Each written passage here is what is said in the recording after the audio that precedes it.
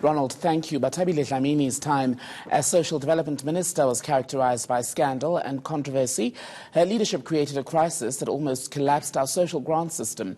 The Constitutional Court stopped short of calling her a liar in a scathing judgment, and yet the former minister says she's done nothing wrong. Tonight we discuss some of the claims Dlamini has made in her resignation letter and take a look at her time as minister. Joining me in our Cape Town studio tonight is Huda Abrahams-Faker, Advocacy Manager for Black Sash.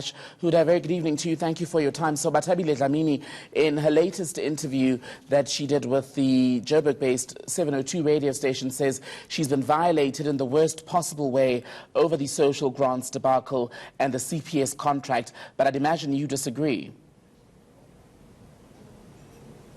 Yes, we welcome her resignation. During her tenure, there was a responsibility on her to ensure that social grants were paid and to have oversight, and there was systemic collapse during her reign. This became clear when Black Sash took the matter to court on an urgent basis because there was a risk that social grants wouldn't be paid because there was no compliance with the obligation by SASSA to insource the administration of social grants. And perhaps, Huda, we might at this point tonight just reflect on what was said in the various legal arguments that went back and forth during the time of the grants debacle, and then ultimately the pronouncement from the Constitutional Court on Bathabile Dlamini's conduct. Yes, well, I think what became clear was there was papers filed at court where there was clear differences of fact, and therefore the court actually asked for an inquiry to be held where she had to explain why she shouldn't be held personally accountable, and she was joined as a party to the proceedings. It's come to the point that she's making then about how she may have perhaps to an extent been unfairly blamed. Do you think that blame for the grants debacle was apportioned fairly? Yes, no, definitely. The process was transparent. There was oral evidence given where Minister Dlamini testified.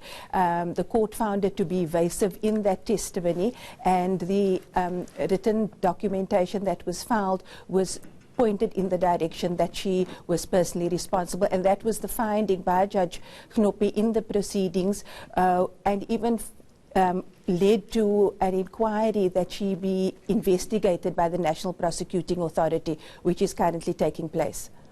At the height of the criticism of Bathabile Dlamini, Huda, Jacob Zuma kept her on as Social Development Minister.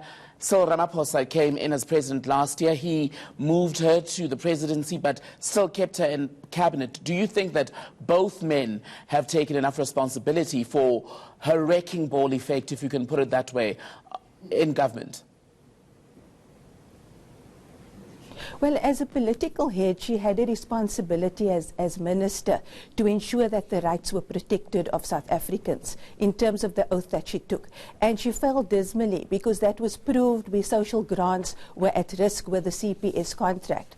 The contract was invalid, the tender processes weren't followed properly, and also looking at the whole, what came out from the court processes was the fact that there were issues of leadership and governance, which contributed to the systemic collapse. Bathabile Dlamini, in that 8-page letter, the resignation letter earlier this week, speaks of how Pravin Gordhan, her now former cabinet colleague, also was up to no good in instructing the banks to take over the social grants payment system when they didn't have the necessary biometrics, given that the post office was struggling.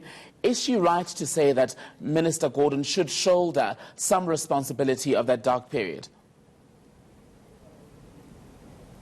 Well, that was why wasn't that evidence raised when the inquiry was made. I think to raise these issues, as well as there were benefits by ministers' wives arising from this contract, it must be flagged as an issue. But this is after the fact, and to bring it up now, it is strongly recommended that the Zondo Commission look into these issues that were raised in a resignation letter.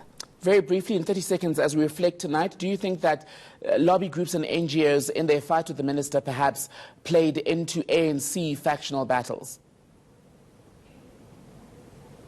No, I think it wasn't at all about politics. It was really looking at the interests of beneficiaries and the challenge that they faced where they were not possibly getting the grant that they needed, a lifeline to make sure that they make ends meet at least.